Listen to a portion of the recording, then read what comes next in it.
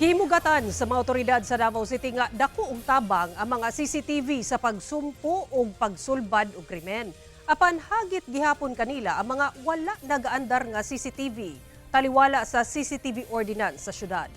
Ani report ni John D. Esteban. Dinhi sa Davao City, magduha-duha gyud og himo og krimen ang mga dunay daotang tumong tungod sa kadaghan sa CCTV camera. Dako usab daw ang tabang niini sa pagsulbad sa mga kaso sa krimen, ilabi na sa pag-ila sa mga mihimo niini. Apan sumala sa Davao City Police Office, hagit kanila ang mga CCTV sa mga establisemento nga pangit og kuha ug ang uban masayran nga wa gaandar. When we try to review the CCTV, wala palang laman. That is our problem. The city government must try to, or our police must try to parang i-audit if all the CCTV deployed was serviceable or not for our crime prevention. Kay as previously, merong mga CCTV na hindi functional.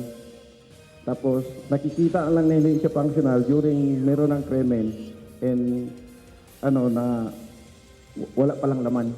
Hinuon, sumala sa Public Safety and Security Office, gina-check man daw ang mga CCTV sa mga business establishments aron masiguro nga mituman sa ordinansa. Sila in-inspect, pagka walang laman niyang kanilang CCTV, talagang kine-check up yan and they are given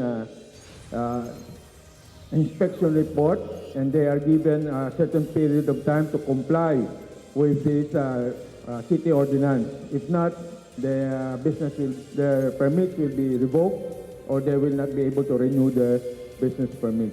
Ang Davao City, dunay CCTV ordinance nga mag-require sa mga business owner nga dunay kapital nga 3 million pesos ug labaw pa niana nga magmuntar og high definition nga CCTV camera ug dapat ma-store ang mga video footage pinaagi sa cloud storage. Ang mga negosyong 3 million pesos paubos ang kapital kinahanglan sa mutuman apan dunay mga exemption sama sa pagmuntar og stand-alone camera nga makuha niini ang 30 feet nga visual distance. Sa karon nakamuntar na ang lokal nga pangamahanan og 200 ka CCTV ug buot pa kini nga dugangan.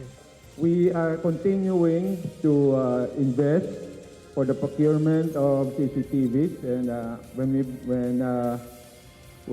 these CCTVs will be available, then it will be installed as soon as possible. Kauban si Bebot Kahe sa kamera, John D. Esteban, 1 Mindanao.